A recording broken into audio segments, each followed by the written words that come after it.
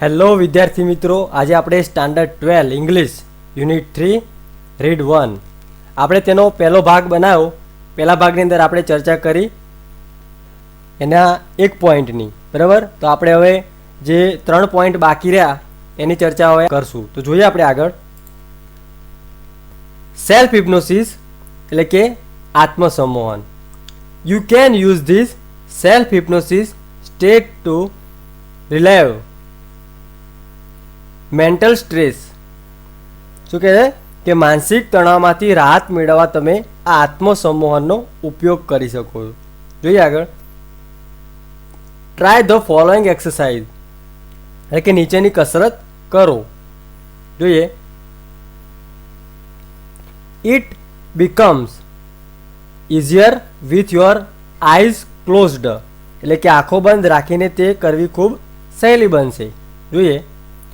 Settle back in a chair and close your eyes કે ખુરશીમાં આરામથી બેસો અને તમારી આંખો બંધ કરી દો. બીજો પોઈન્ટ જોઈએ. Start counting backwards from 99 to 70 એટલે કે 99 થી 70 સુધી ઉલટા ગણવા માંડો. પછી count slowly to fit in with your breathing એટલે કે શ્વસન ક્રિયા સાથે તાલમેલ રાખી ધીમેથી ગણતરી કરો.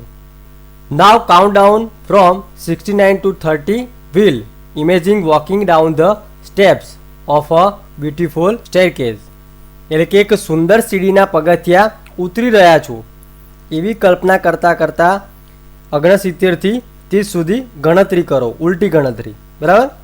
આગળ જોઈએ. Feel your self walking down in time with your breathing એટલે કે શ્વાસ લેતા લેતા તમે સમયસર નીચે ઉતરી જાઓ છો તેવો અનુભવ કરો. See the beautiful grand staircase stretching ahead of you. શું કહે છે કે તમારી સમક્ષ એ ભવ્ય સીડી લંબાતી જ જતી હોય તેવું નિહાળો. પછી આગળ. Imagine the steps are carpeted so that your process is as effortless as possible એટલે કે કલ્પના કરો કે પગથિયા ગાલીચાઓ પાથરેલા છે કે જેથી તમારી પ્રગતિ શક્ય એટલી અનાયાસ બને. પછી આગળનો પોઈન્ટ જોઈએ આપણે. Count down from 29 to 0 will imaging drifting further down in luxurious lift as large as a room carpeted with views of landscape outside. તમે એક ગાલીચાઓ બિછાવેલી રૂમ જેવડી લિફ્ટમાં વધુ નીચે ઉતરી રહ્યા છો એવી કલ્પના કરતાં કરતાં 29 થી 0 સુધી ગણતરી કરો. અને પાછી લિફ્ટ કેવી કે લિફ્ટમાંથી તમને જ્યારે બહાર કુદરતી દ્રશ્ય દેખાતું હોય તેવી મોટી લિફ્ટ તેવું કહે. Watch the decreasing numbers along with your breathing. શું કહે છે તમારા શ્વાસની સાથે તાલમેલ મેળવતા એક ધારો ઘટાડો થઈ રહ્યો છે એવું અનુભવો. As you arrive at 0 the lift doors open and you enter a room that is furnished just as you would like it.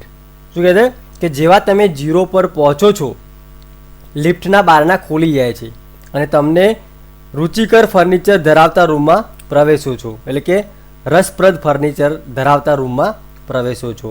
It was all your favourite things in it and it is totally private.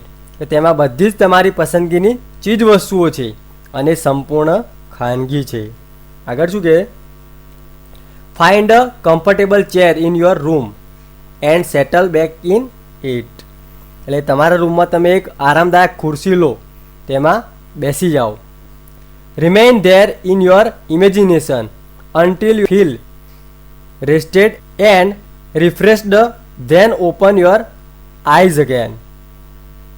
તમે સંપૂર્ણ આરામ અને તાજગીનો અહેસાસ ન કરો ત્યાં સુધી તમારી કલ્પનામાં જ રહો અને ત્યારબાદ તમારી આંખો ફરીથી ઉઘાડો. આગળનો પોઈન્ટ જોઈએ આપણે. ધ સ્ક્રીન એક્સરસાઇઝ એટલે કે સ્ક્રીનની કસરત.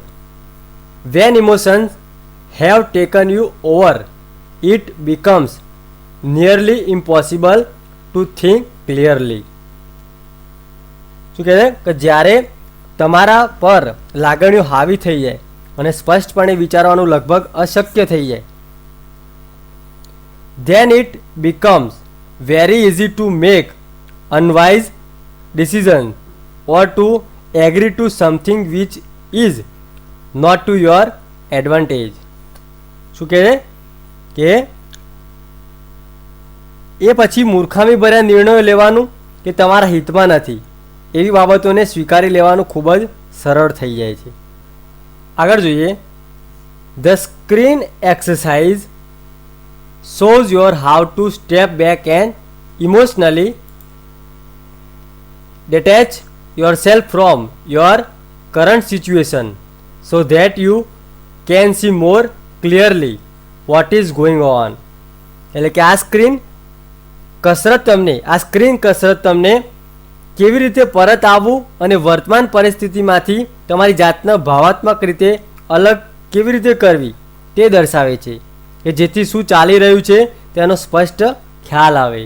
Talking an outsiders point of view and imaging another person in your situation will put a new perspective on your stress problem so you can evaluate more calmly what needs to be done.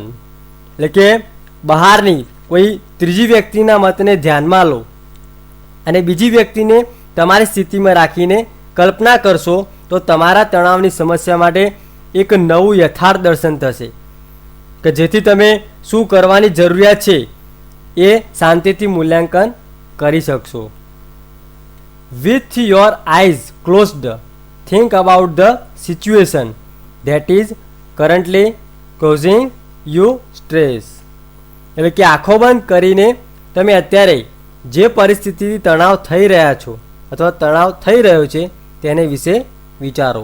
એટલે કે આંખો બંધ કરીને તમે અત્યારે જે પરિસ્થિતિથી તણાવ થઈ રહ્યો છે તે વિશે વિચારો. આગળ જોઈએ બીજો point, imagine projecting the situation on to a screen your mind as if it were a film you were watching. એટલે કે જાણે કે તમે ફિલ્મ જોતા હો એ રીતે તમારા માનસ પટલ પર આ પરિસ્થિતિને કાલ્પનિક રીતે અંકિત કરો કે જેવી રીતે તમે પિક્ચર જોતા હોય તો તમને જેવી કલ્પના થતી હોય એ રીતે આ સ્ક્રીન તમારા મગજની અંદર નાખો અને એ રીતે તમે પિક્ચર જોતા હોય એવી તમે કલ્પના કરો તેવું કહે છે. આગળ જોઈએ, include only what has really happened not what you are afraid might happen. શું કહે છે કે તેમાં તમને જે થવાનું છે એનો ડર છે તે નહીં પરંતુ જે થઈ ચૂક્યું છે માત્ર તેનો સમાવેશ કરો. એટલે કે તમને જેનો ડર છે કે જે કાલ્પનિક વિચાર ચાલે એનાથી તમને જે બીક લાગે છે એ તમારા કાલ્પનિક મગજમાં નથી મૂકવાનું પણ તમારા મગજમાં કયો વિચાર ચાલે છે ને એ તમારા કાલ્પનિક મગજમાં મૂકવાનું છે તેવું કહે.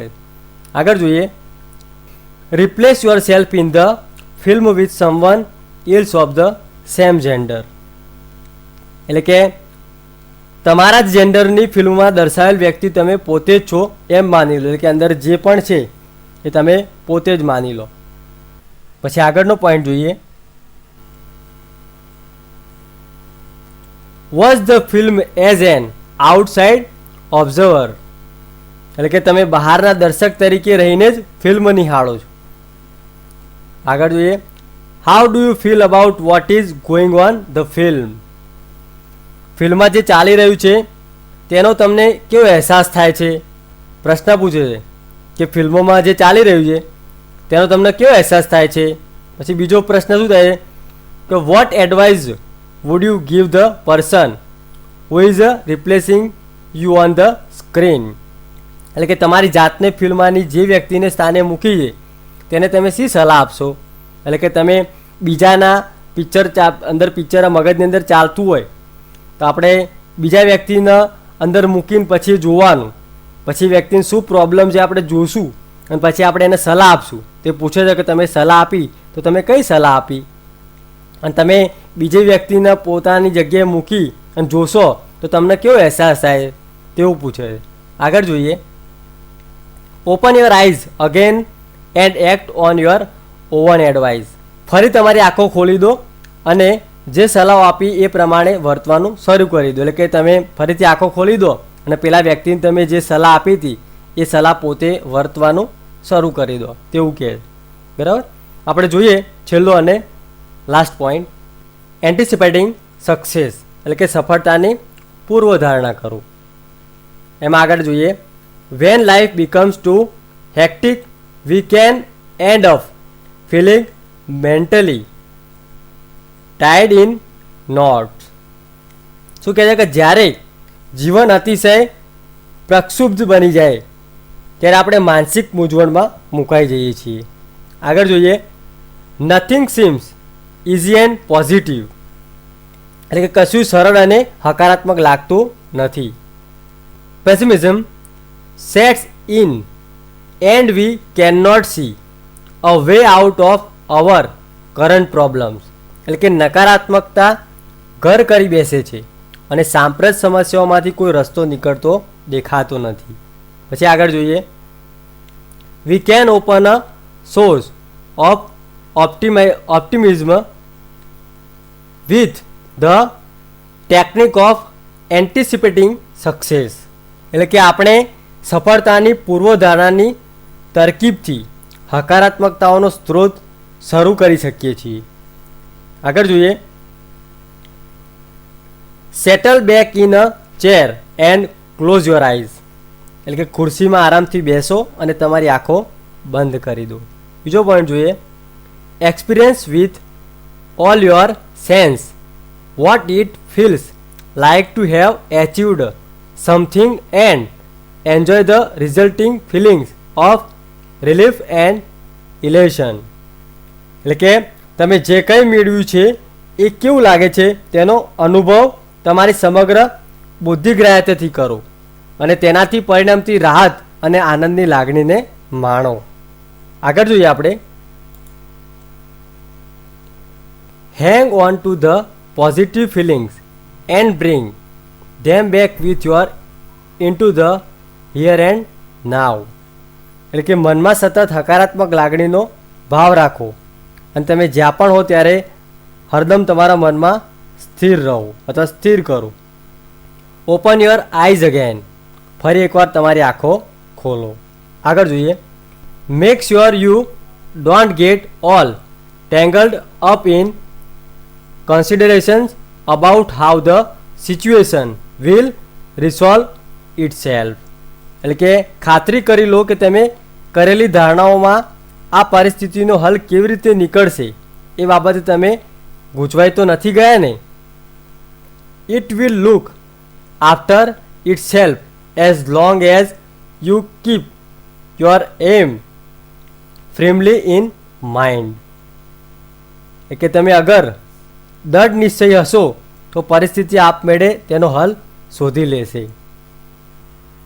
આગળ જોઈએ, if you stay focused on a positive outcome you can think more clearly and you will make better decisions which will eventually lead to the desired result, કે જો તમે હકારાત્મક પરિણામ અંગે હશો તો તમે વધુ સ્પષ્ટપણે વિચારી શકશો અને વધુ સારા નિર્ણયો લઈ શકશો જે તમને અંતે અપેક્ષિત પરિણામો તરફ દોરી જશે. આગળ જોઈએ છેલ્લો ફકરો, if there could be a number of different positive outcomes then simply concentrate on visualising one version today and another version tomorrow. શું કહે છે કે જો ઘણા જુદા જુદા હકારાત્મક પરિણામોની શક્યતા લાગતી હોય તો તમે આજે તેમાંના માત્ર એક પર જ ધ્યાન કેન્દ્રિત કરો અને બીજા વિશે બીજા દિવસે વિચારજો.